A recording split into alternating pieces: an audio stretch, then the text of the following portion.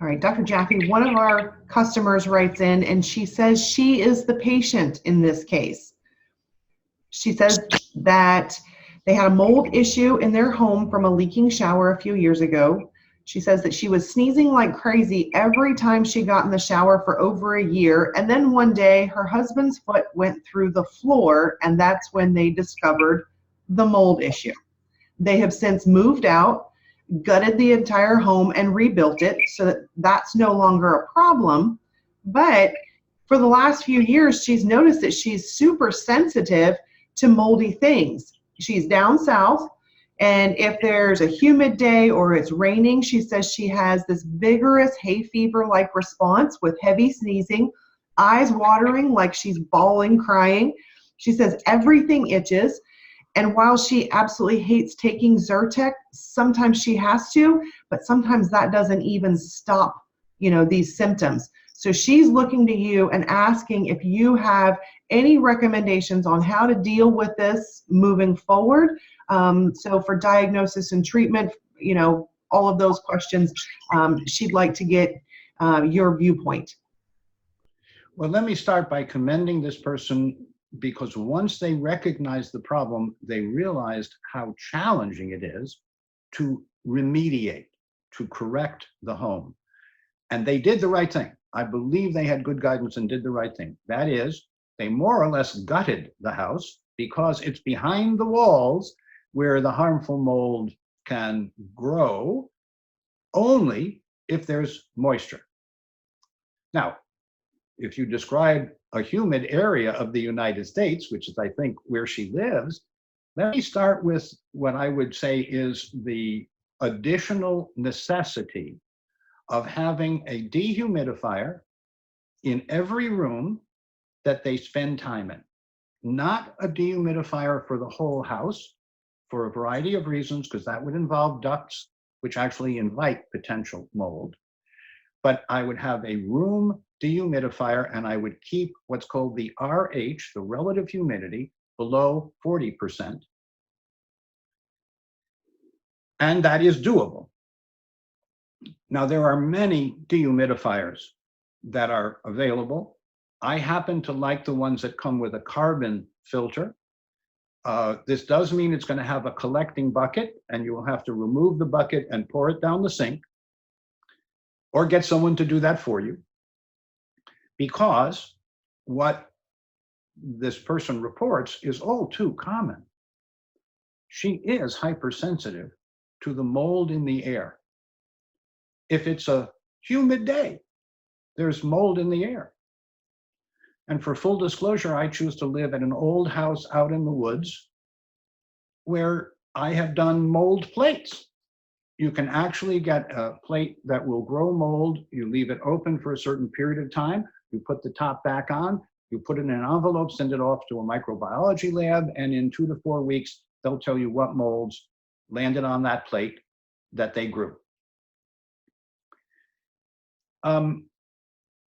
Mold and humidity, mold and moisture go together. Once you remove the source, which usually came from tiny leaks in pipes of one sort or another, once you correct what I will call the invisible moisture, you're still left with humidity. And in addition to a dehumidifier, which I think everyone in a humid environment or humid climate should have, I suggest for someone like this that they also have a triple air filter. This is an ionizer, carbon filter, and ULPA or HEPA filter.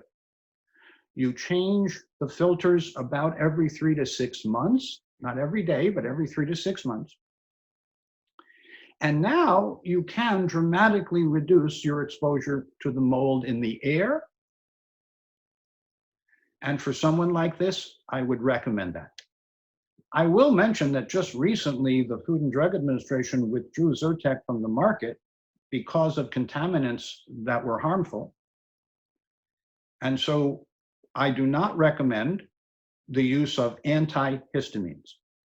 I do recommend nature's histamine modulator, which is ascorbate.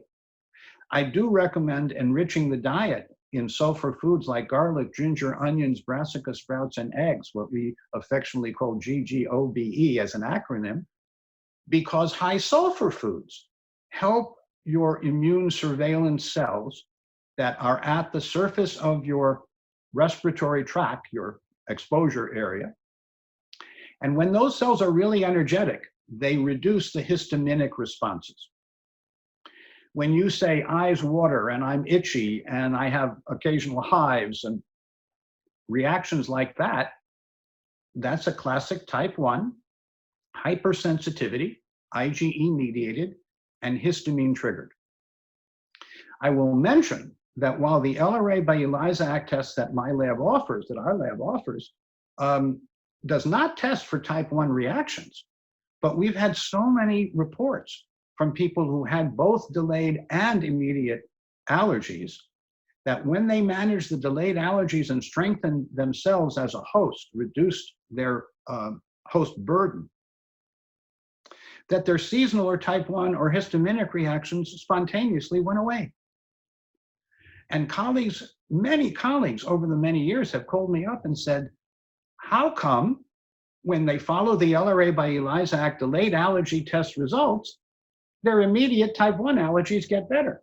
And more studies are always helpful and needed, but we are clear that when your innate immune system is less burdened, when your delayed allergies are managed, that your immune defense and repair system works better on your behalf and really needs to on behalf of anyone like the individual who is both the professional and the client in this kind of situation. So thanks for the question, because there are things you can do with a proper dehumidifier in each room and some kind of a HEPA or ULPA combined air filter. There are today electrolytic air cleaners. I happen to have one. It's an option.